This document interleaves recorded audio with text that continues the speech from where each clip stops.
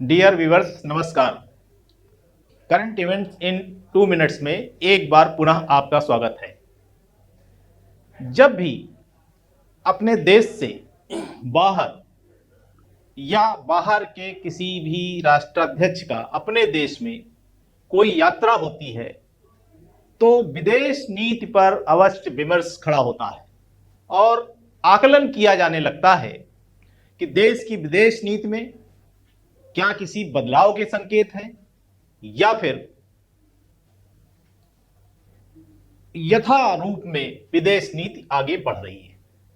जब प्रधानमंत्री ने अपनी पोलैंड और यूक्रेन की विदेश यात्रा संपन्न की तो तब भी एक बार पुनः यह विमर्श हुआ। इस दृष्टिकोण को हम वर्तमान यात्रा के भी संदर्भ में परखेंगे और इस यात्रा के कुछ प्रमुख तथ्यों की भी यहां बात करेंगे जो परीक्षोपयोगी दृष्टिकोण से महत्वपूर्ण होंगे।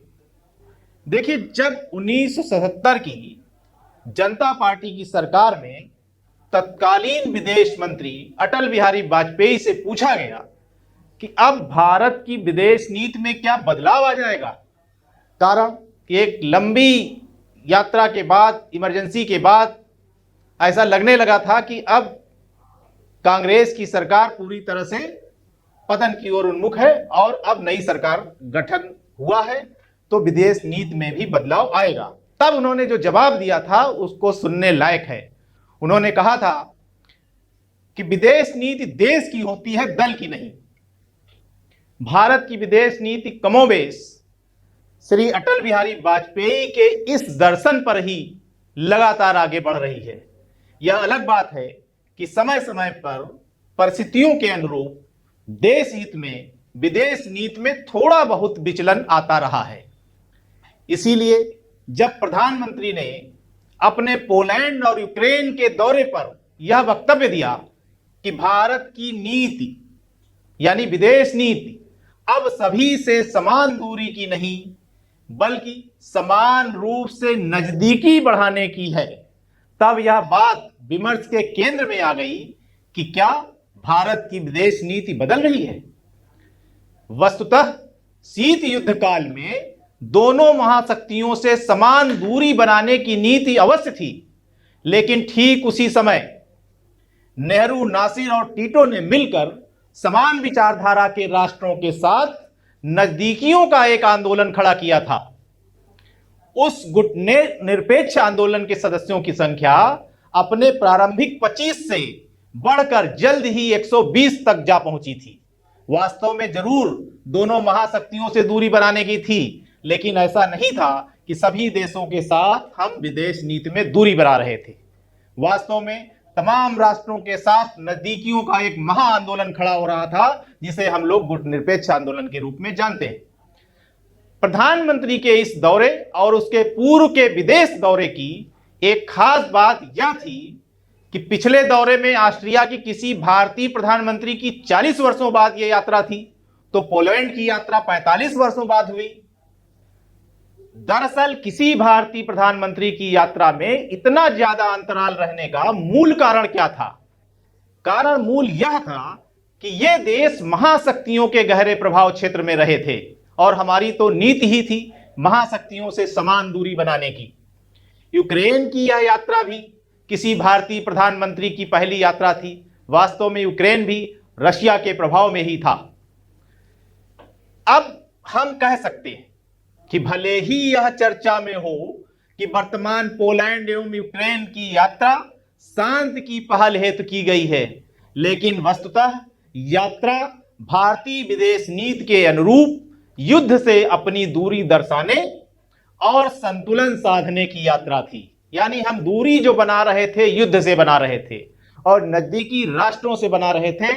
इसमें पहले की तुलना में कोई ज्यादा बदलाव नहीं है। बस पहले की तुलना में यह हुआ है कि हम उन राष्ट्रों के भी समीप जा रहे हैं जो महाशक्तियों के करीब थे। अब हम भारत के विदेश मंत्रालय के स्रोत से यानी MEA की वेबसाइट से प्रधानमंत्री की पोलैंड एवं यूक्रेन यात्रा की परीक्षोपयोगी प्रमुख बातों की चर्चा कर लेंगे, जिनको जानना आज स्टूडेंट के लिए जरूरी है। सबसे पहले आप देख लीजिए, यहां हमने फ्लोचार्ट भी लगा दिया है कि द्विराष्ट्रीय यानी दो राष्ट्रों की त्रिदिवसीय यात्रा यह थी। एक राष्ट्र था पोलैंड, यहां की यात्रा थी 21 एवं 22 अगस्त 2024 को, और दूसरा राष्ट्र था यूक्रेन, यहां पर प्रधानमंत्री 23 अगस्त को थे। पोलैंड के प्रधानमंत्री डोनाल्ड टस्क थे, जिन्होंने आमंत्रित किया था प्रधानमंत्री को, और यूक्रेन के राष्ट्रपति व्लादिमीर जेलेंस्की थे, इन्होंने आमंत्रित किया था हमारे प्रधानमंत्री को। अब देखिए पोलैंड यात्रा की वो प्रमुख बातें कौन सी हैं जिन्हें हमें जरूर जानना चाहिए। नंबर 1, यहां मैं बोर्ड पर इसको लगा भी दे रहा हूं, आप लोग उसको देखें। भारत पोलैंड द्विपक्षीय संबंधों को रणनीतिक साझेदारी, स्ट्रेटेजिक पार्टनरशिप के स्तर पर उन्नयन, यानी पहले केवल बायलैटरल रिलेशंस थे, अब उसे स्ट्रेटेजिक पार्टनरशिप के रूप में बदला जा रहा है। स्ट्रेटेजिक पार्टनरशिप के ही तहत एक 5 वर्षीय संयुक्त कार्य योजना पर सहमति हुई है। यह दूसरा पॉइंट हो गया। तीसरे पॉइंट पर जो हम बताना चाहते हैं कि वारसा स्थित डाबरी में, डाबरी माने अच्छे, गुड, महाराजा स्मारक पर श्रद्धांजलि का अर्पण किया प्रधानमंत्री ने। यह जो डाबरी स्थित महाराजा का स्मारक है, यह गुजरात के जामनगर के महाराजा दिग्विजय सिंह रणजीत सिंह जडेजा का है।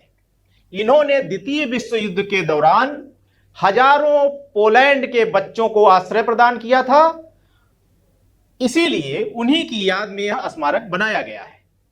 अब इस यात्रा के स्मरण को अक्षुण्ण रखने के लिए हर वर्ष पोलैंड के 20 युवाओं को भारत की यात्रा पर ले जाया जाएगा। एक और अगला पॉइंट है जो पोलैंड की यात्रा के दौरान महत्वपूर्ण रहा। प्रधानमंत्री पोलैंड में कोल्हापुर स्मारक पर भी श्रद्धांजलि अर्पण हेतु गए। यह स्मारक किससे संबंधित है? यह स्मारक कोल्हापुर प्रिंसली स्टेट द्वारा पोलैंड के निवासियों को द्वितीय विश्व युद्ध के दौरान या आश्रय दिए जाने की याद में निर्मित है। अगला पॉइंट है मोंटे कैसिनो युद्ध स्मारक पर भी प्रधानमंत्री ने श्रद्धांजलि अर्पित की। यह स्मारक पोलैंड, भारत और कुछ अन्य देशों के सैनिकों की शहादत की याद में निर्मित है। पोलैंड के प्रधानमंत्री, राष्ट्रपति एवं भारतवंशियों से मुलाकात की तथा आर्थिक मुद्दों पर भी वार्ताएं संपन्न हुई। अगला पॉइंट है जो महत्वपूर्ण है, हमको ध्यान में रखना है कि 2025 में पोलैंड यूरोपीय संघ की अध्यक्षता करेगा। इस दृष्टि से यह यात्रा खासी महत्वपूर्ण रहेगी। अब हम आते हैं दूसरे राष्ट्र यूक्रेन की यात्रा की कुछ प्रमुख बातों पर। तो दरअसल जब 22 तारीख तक प्रधानमंत्री पोलैंड में रहे और 23 तारीख को यूक्रेन पहुंचे, तो वहां तक की यात्रा प्रधानमंत्री ने ट्रेन से तय की। इस ट्रेन का नाम था रेल फोर्स 1। यह यात्रा 10 घंटे में 700 किलोमीटर की दूरी तय करके पूरी की गई। ट्रेन पोलैंड के प्जेमिस्ल ग्लोनी से कीव तक चलाई गई। कीव यूक्रेन की राजधानी है। वास्तव में ट्रेन से यात्रा क्यों किया प्रधानमंत्री ने? इसका कारण था कि रूसी आक्रमण के चलते वायु मार्ग पर यूक्रेन में काफी खतरा है, इस कारण ट्रेन से यात्रा संपन्न की गई। प्रधानमंत्री ने यूक्रेन के राष्ट्रपति से श्री व्लादिमीर जेलेंस्की से मुलाकात की और 4 समझौतों पर हस्ताक्षर किए गए। कौन से 4 समझौते थे? एक, कृषि एवं खाद्य सहयोग। दूसरा, चिकित्सा उत्पाद विनियमन।